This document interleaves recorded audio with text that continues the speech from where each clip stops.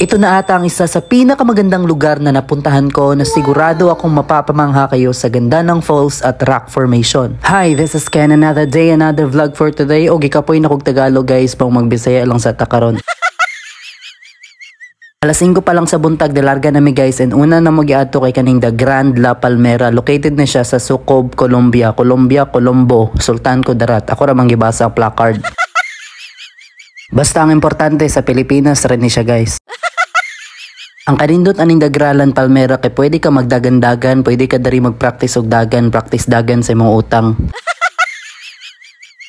Nice pagyud kay view diriya, pwede sad mo mag-overnight kauban nimong uyab tas mag-senti-senti mo diriya guys, tas pwede sad mo mag-spoken poetry kay nice kay mga linyahan direk, mga ilang bundok pa ba ang aakyatin, ilang tuhod pa ba ang dudurugin, ilang guide pa ba ang kikilalanin, ilang litro ng tubig pa ba ang iinumin, char.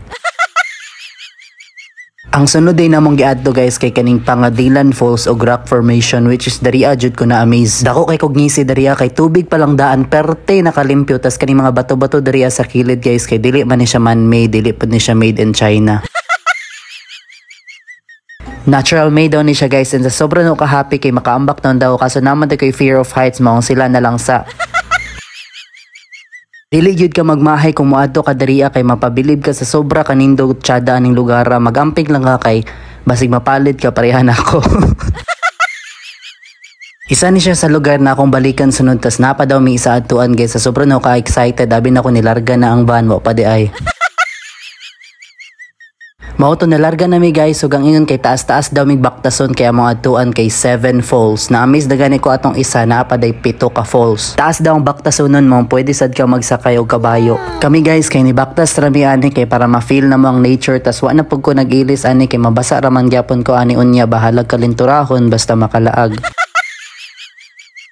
Sa pila ka oras na mo sigbaktas guys no, kay sigo pangita aning 7 falls, pero murag daghan naman ni na falls among naaglian, murag 16 falls na.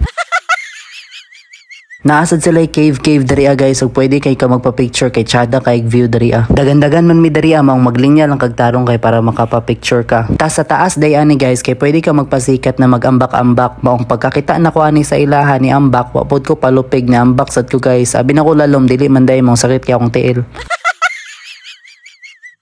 Gipabaktas na sad mi guys kay wa pa mi naabot sa 7 falls na ginaingon nila, trailer lang day itong ganina.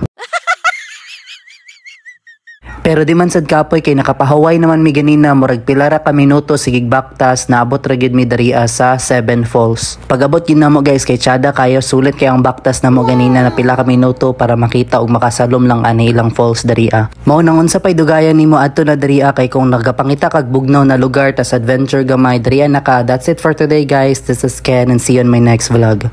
Mwah.